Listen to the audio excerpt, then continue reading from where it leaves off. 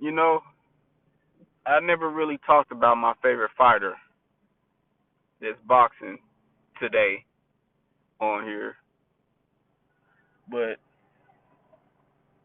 I'm gonna go ahead and talk about him now. And I just want to say thank you, Terrence Crawford, for exposing the fake support that you had. See, what Terrence Crawford said about Canelo Alvarez is true and false at the same time. Now, Canelo has fought some good black fighters.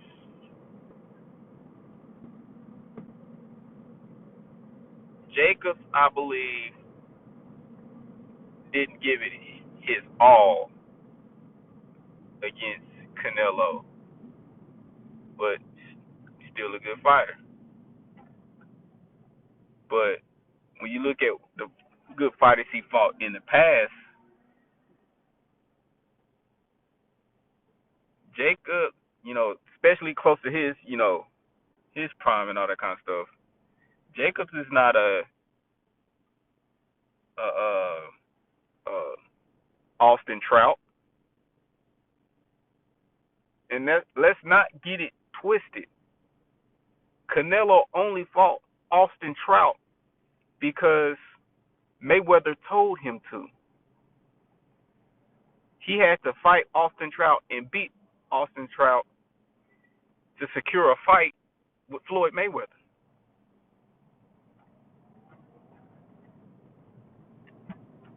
He only fought Lara because Lara interrupted his press conference and bitched him out. Otherwise, he wouldn't have fought Lara.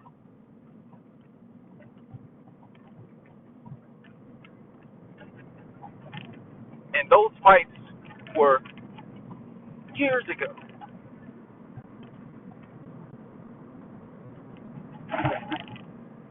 He's been running from both Charlo brothers and Andrade since they were all at 154 pounds. Well, excuse me. They were at 154 pounds. Canelo was at his little catch weight of 155. Let's not forget that.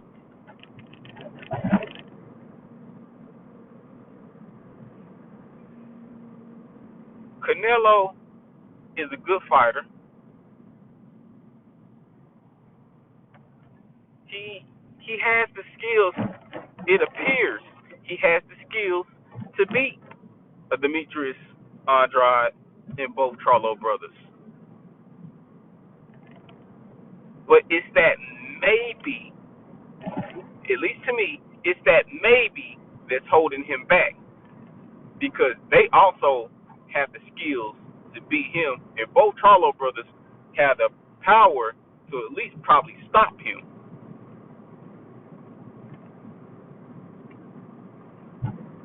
Yeah, but thank you, Terrence Crawford, for exposing that because with you saying that just show all the fake support that you had because now you got some people that were supporting you now shitting on you for what you said about Canelo.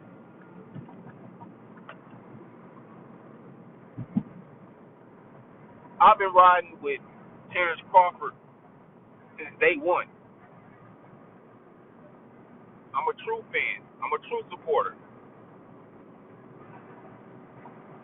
I didn't like that bromance at the beginning that him and Sean Porter had, where Crawford would say he didn't want to fight Porter, then he'll go back and say he want to fight Porter, and Porter was doing the same. But I'm gonna come back around to that.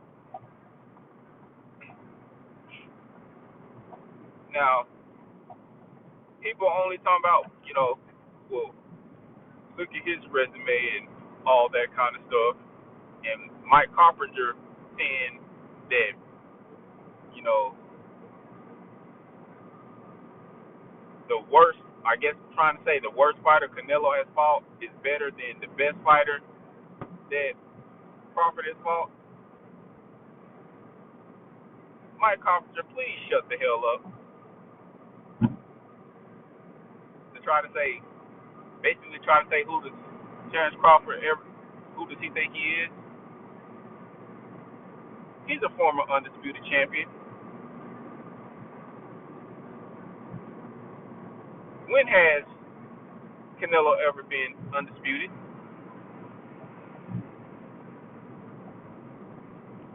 He had a chance to fight Demetrius Andrade at 154 pounds for Andrade's WBO title.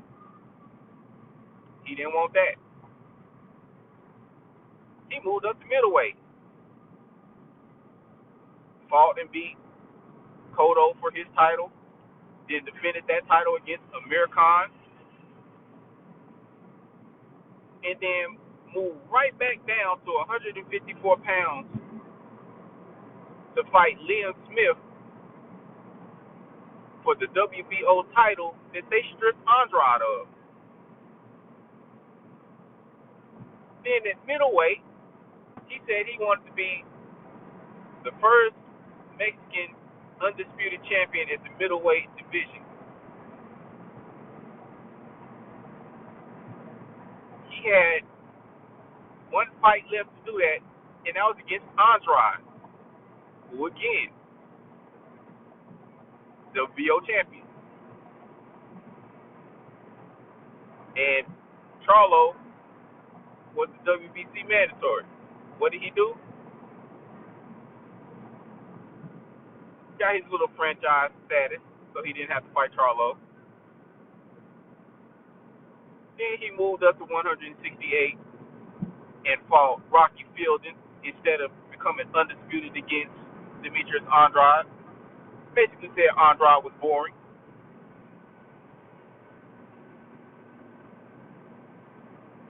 So Mike Carpenter, when you ask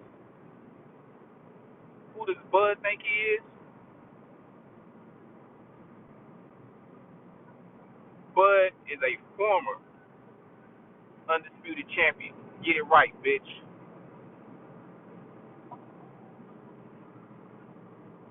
Now you can criticize Terrence Crawford's resume at welterweight,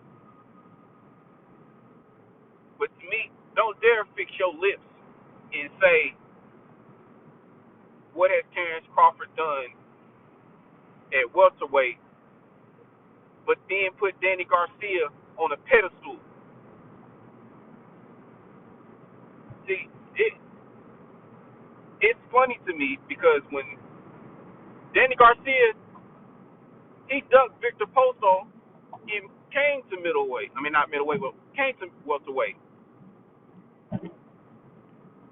He didn't do what Terrence Crawford did at 140, but yet when he came to welterweight, you would have thought he was Floyd Mayweather because everybody was trying to fight him. Remember that interview Danny Garcia said he doesn't know why everybody's worried about him? Everybody was trying to fight him. And he beat Paulie Malignaggi in his debut. And then went on to beat Robert Guerrero for a vacant WBC title. That's improving himself. He's been a welterweight since 2015. And his best wins is Paulie Malignaggi and Robert Guerrero. He's best known for getting his ass whooped by Keith Thurman, Sean Porter, and Earl Spence. That's what he's done at welterweight.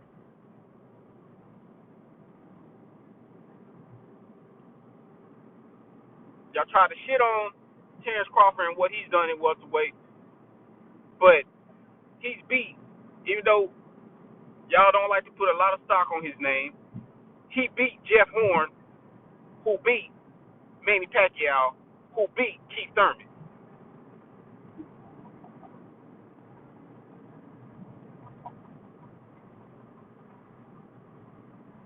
That's a better win than Paulo Malignaggi and Robert Guerrero.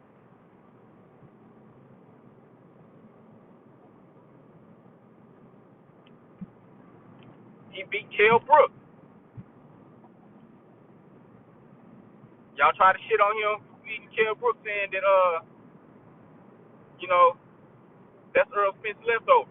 Well, if you gonna say that's Earl Spence leftovers, ain't Kell Brooks Gennady Golovkin's leftovers? Because you do know, once you break your orbital bone, your other orbital bone is more susceptible to breaking too, because when your orbital bone heals up, it heals up stronger.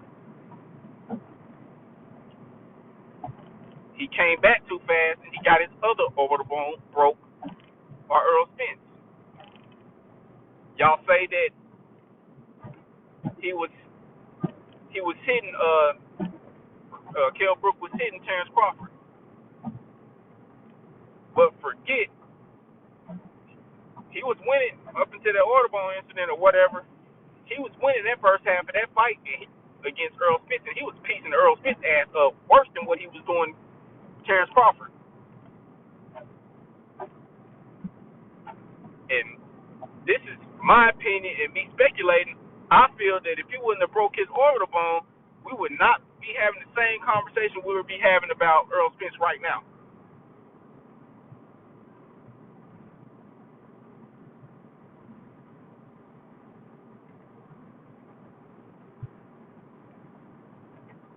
He beat Jose Benavidez, who was undefeated. Unfortunately, he got shot in the leg. You know, it wasn't the same. But Kell Brook was not the same after Gennady Golovkin.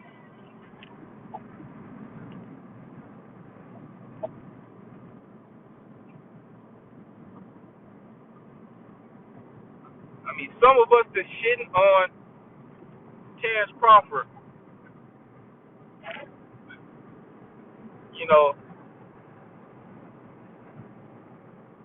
are the same ones defending Wilder. Here's my parallel on that. When Wilder was trying to fight AJ, everybody and their mama was blaming Wilder. We was on here protecting Wilder, putting out the truth. When they wanted to talk about money and how much AJ was getting and making and all this kind of stuff and what it should be, we was like, why are we talking about money? We should be talking about the fight.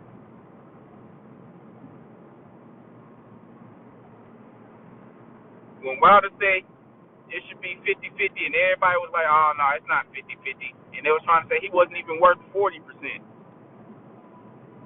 We were saying they're both champions. So yeah, it should be 50-50. They're both champions. Wilder's been a champion longer than AJ, and those belts really are not even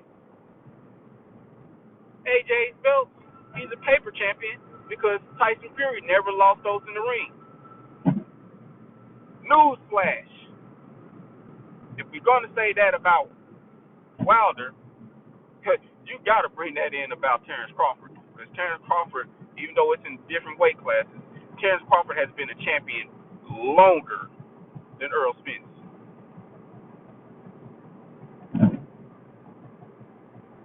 Another news flash. That WBC title Earl Spence got, that's Keith Thurman. Keith Thurman never lost it in the ring.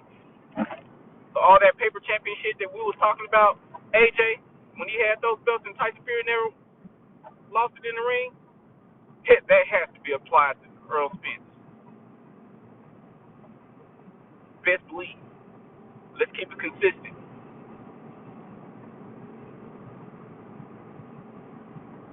So when Terrence Crawford said he wanted 50-50 split, And everybody like, no, it should be 60-40 because, he got more belts and he does this and he's done that. Keep that same energy.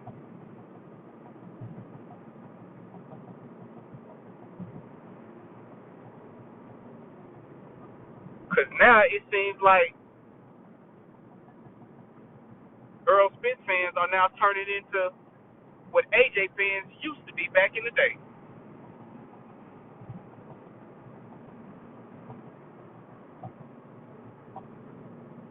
Before Crawford even moved up to welterweight, he had just beat Felix Diaz, and he called out the top fighters in the welterweight division, who at that time was Keith Thurman and Manny Pacquiao.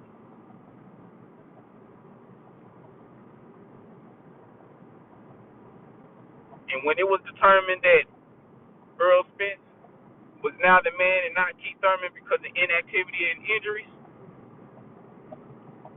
he went after Earl Spence. So he was not thrown upon Earl Spence. He went after him. If you want to talk about somebody be thrown upon somebody, you got to talk about how Earl Spence was thrown on Keith Thurman when Floyd was ducking and avoiding Keith Thurman, and used Earl Spence the same way Anthony Joshua and Eddie Hearn used Dillian White on Deontay Wilder.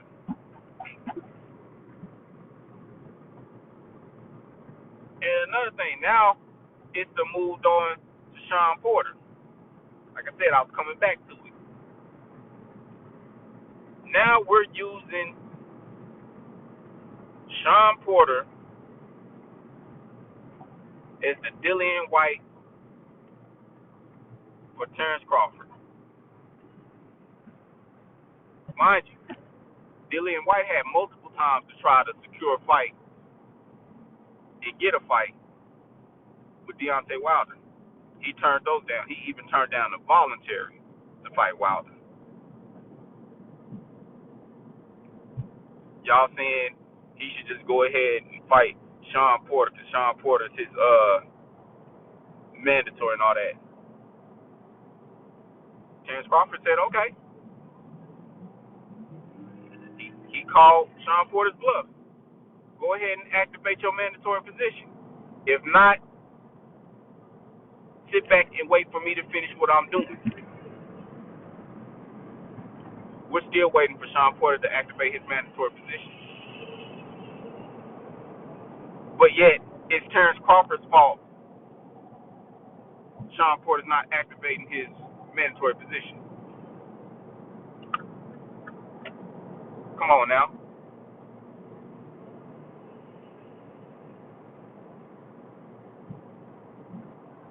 Crawford has been trying to make this fight with Earl Spence, and all he caught was flack. And now that he's fed up and he's done with it, now we want to hold on to his last words of him being fed up, saying that, he doesn't know if he'll fight him for 50-50, and, he's done with it and he's moving on. Now we want to be mad at Terrence Crawford and blame Terrence Crawford, saying, oh, he never wanted to fight. No, no, no, no, no, no, no, no, no. He tried to make the fight. It was Earl Spence that was holding it up. Let's be honest. See, when Earl Spence was on the way up, it wasn't, and he was trying to fight Keith Thurman, Sean Porter, and Danny Garcia. It wasn't about money and politics. It was about fighting those guys and proving that he was the best. He had, and when let me go back to when Floyd pushed him on Thurman. Reason why he said he don't want to fight Thurman now because when he was in the same position, Thurman didn't want to fight him. No, you was not in the same position. You was still on the come up. You were a prospect. You wasn't even a challenger yet. You were a prospect, and Floyd, because of his word of mouth and people took it as gospel, Floyd's word made you a contender from a prospect. Y'all was not in the same position. But granted, after you beat Kell Brook, yeah, it was because of injury and all that kind of stuff, but it doesn't matter. Keith Thurman's energy changed. So you did prove yourself when you beat Kell Brook and got that title. And when you beat Kell Brook and got that title, Danny Garcia and Shawn Porter and Keith Thurman still was not trying to fight you. Enters Terrence Crawford. Y'all basically told him to prove himself, get a belt. What he do? He went out there and beat the man that beat the man in Pacquiao. And Errol Spence, and I don't want, he was drunk. And what they say, drunk speak the truth. He went out there and praised Jeff Horn for beating Pacquiao and then turn around in the same breath and shit on Terrence Crawford for dominating Jeff Horn.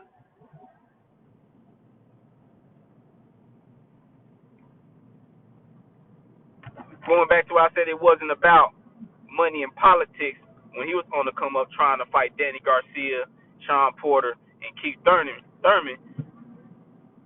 Soon as you get a fighter that said, fuck that, I ain't gonna be no bitch nigga like these other guys.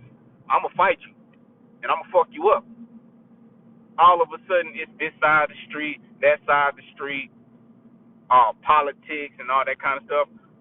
I'm my own. I don't have a promoter. I'm my own boss and all that kind of stuff. You got to answer to Bob Arum. But when y'all both brought y'all asses to Oklahoma City, and Terrence was in your face, y'all was both face to face. Even Bob Arum's old decrepit ass was there.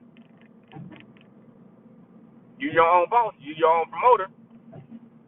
Terrence Crawford promoted Bob Arum. Y'all were both right there in the same vicinity. It was talk to Al Heyman. Talk to Al. But you supposed to be your own boss.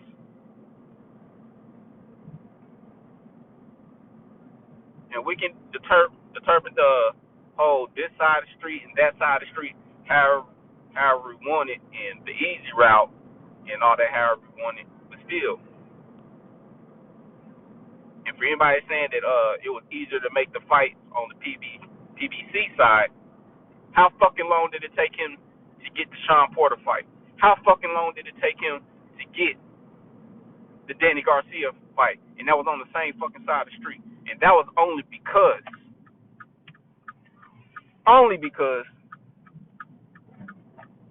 Shawn Porter was backed into a corner where he said he was going to fight Earl on TV after one of his fights, and he didn't the next fight, so he had to fight him.